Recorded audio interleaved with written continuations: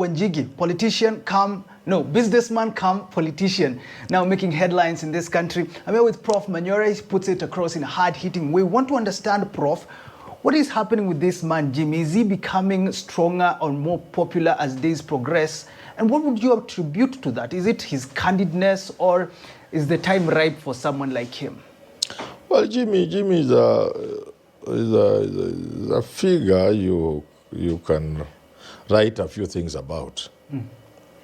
First of all, he's a billionaire.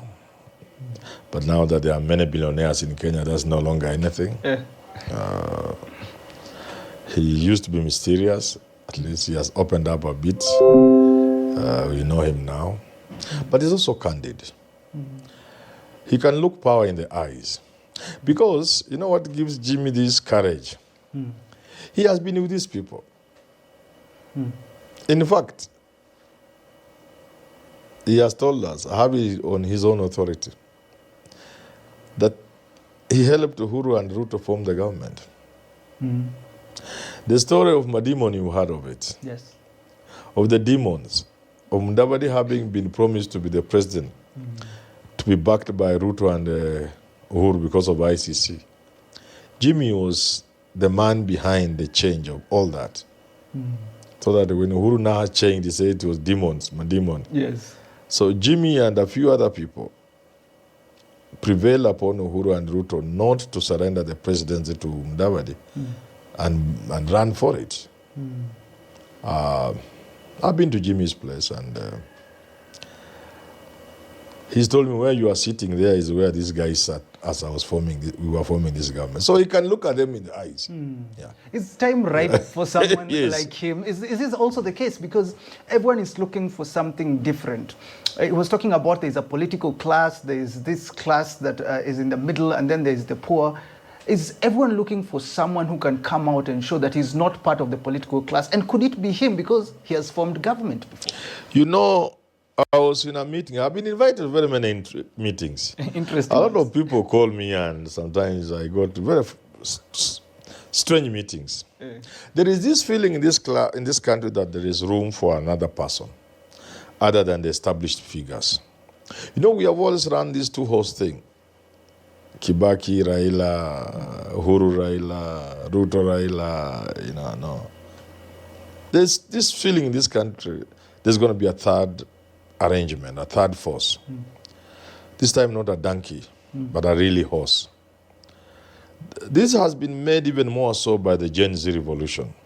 And people sort of think the young men for the first time are going to be directly involved in the politics of this country at the actual voting level, whereby they will register to vote, something they have not done in the past, and they will actually turn out to vote.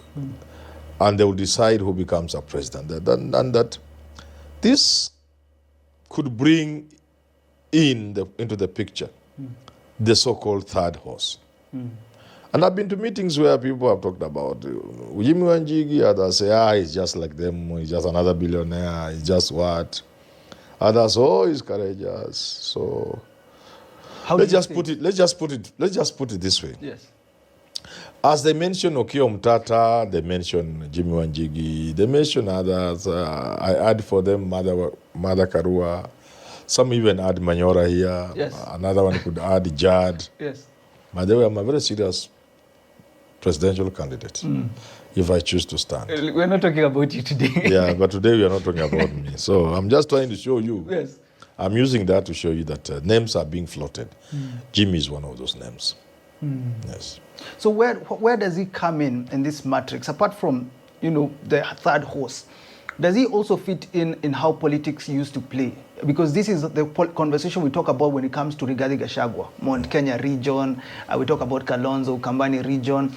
Does Jimi also come into play in this other... In the traditional politics? Yes. There was a time Jimi was a very serious alternative to the established figures, Uhuru Kenyatta and the rest. But he allowed it to go down. And I don't think now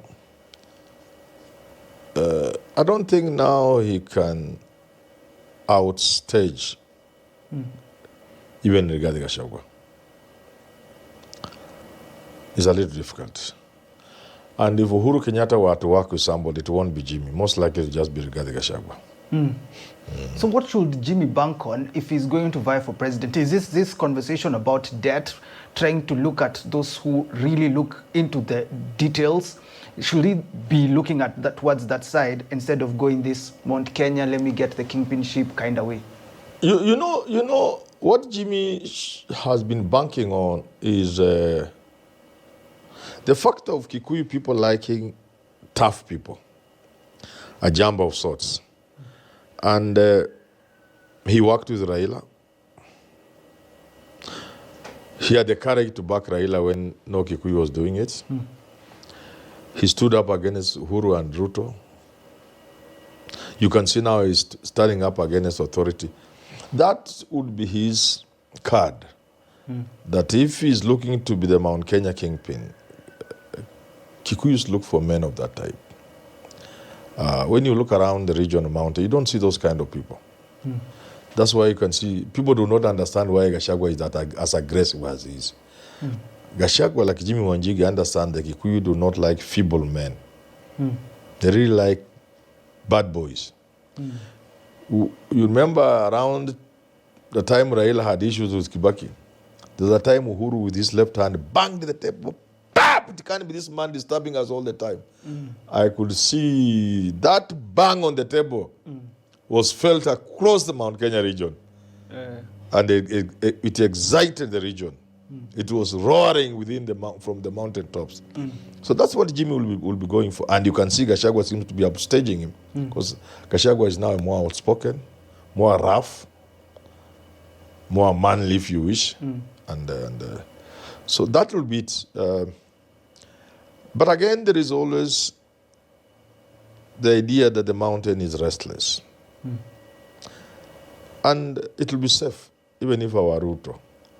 It will be safe to assume, actually to believe, work with the fact that Mount Kenya has slipped out of Ruto's fingers. So then the question becomes, who? In Mount Kenya. Who in Mount Kenya? Because the Mount Kenya are done with Ruto. If Ruto is still working with Mount Kenya in mind, then he's not the tough. He had his development tour in Mount Kenya. I don't know what he will do to change that. Mount Kenya has slipped out of Ruto's fingers. He has lost it. That is the truth on the ground. We speak only truth as we know it. Quite often, it coincides with what it is. And that's what it is. So then, there is Gachagua. And there is Jimmy. Now, Jimmy's hope will be that Gachagua either does not have that other thing that starts with B, which we can't say now, to face Ruto in 2027, or he decides not support Ruto but support another individual, like Kalonzo or Raila or something like that, and then creates a vacuum. And that's where people like Jimmy will fit in. Because the truth is, the mountain doesn't have to have people. It doesn't seem to have people. These are settled like babies, all of them.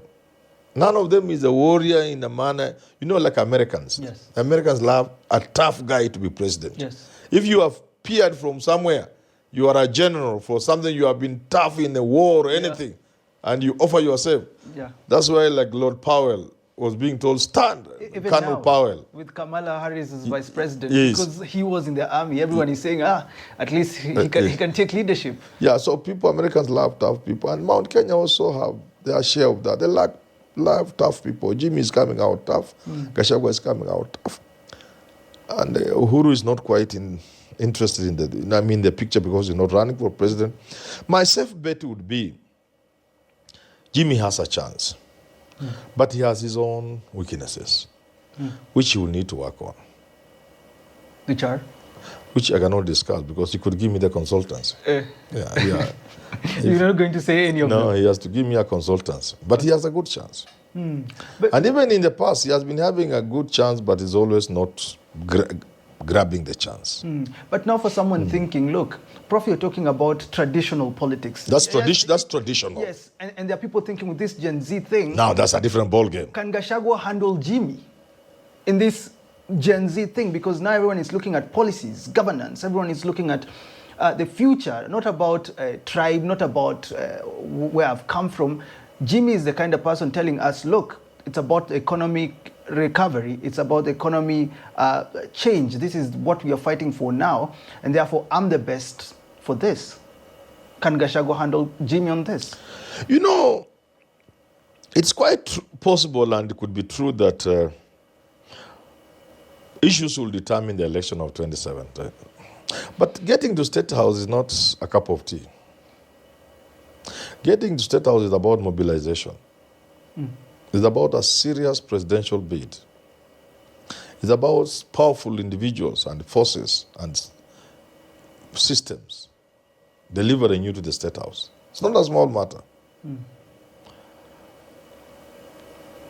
Politics is also about perception in terms of if the Gen Zs really, if everything will boil down to removing Ruto Raila from the political scene of this country. If Raila goes to AU and his relationship with Ruto firms up to 2027, and therefore they are one, and the narrative in the country is let's remove Ruto and his team, that includes Raila. You see, even the Gen Zs may not be naive. They may know in order to do that, you need a formidable force. He who can win. A force, a person who can win, not just anybody who can talk about things or issues. No.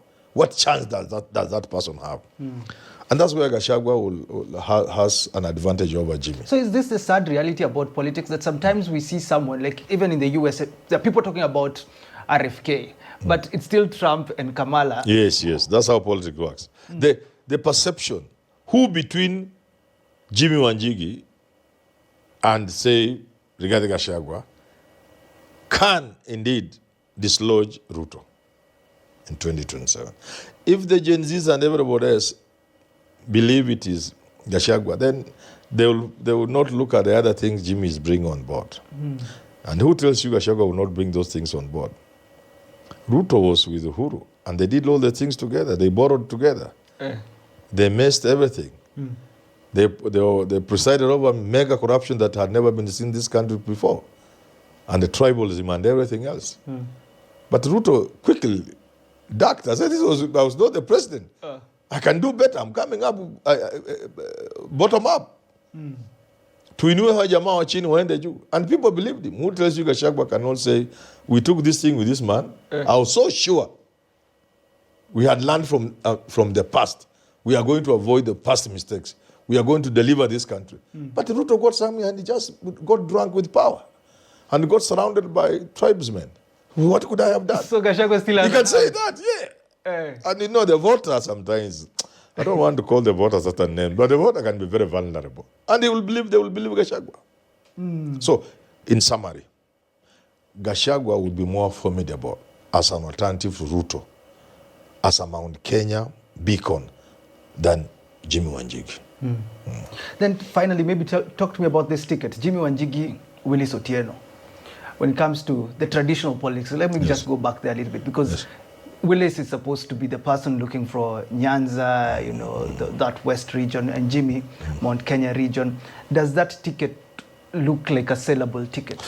That's part of the problem. It's not convincing at the level of seriousness. I'll tell you, in order for people to vote you in the millions, there is a level of seriousness that you must bring on board. So these two do not bring that level of seriousness. Seriousness in terms of... Yeah, you know, even believability. So people say, these guys can win. It doesn't come out. So they have a lot to work if Gachagua presents himself as a candidate, and Jimmy does, certainly obvious, people go for Gachagua. So maybe you may not like it, yeah, but I'm not the one creating politics. That's how politics works. So for the next 2 years, what Jimmy needs to work on, would you agree, would be perception that he can win the presidency? He can win. He's different.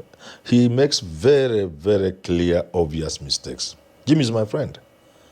Yeah, that's what I'm saying. I've been to his home. I've asked you about the weakness. Will you tell me the one mistake that he has made? I cannot say, because I'm looking for a job. Even Gachagua should look for me. because Ruto has not looked for me. Raila is not looking for me. I'm now open to Gachagua and Jimmy. One of them should come. I'm looking for a job. Okay, and I'm also looking for an analyst who can say the truth in this Who can say platform that? No, I'm without saying- looking for a job. So that is my call to anyone who can analyze without looking for a job. But until we do talk again, that has been my conversation with Jaime Manyora. Have yourself a lovely rest of your day.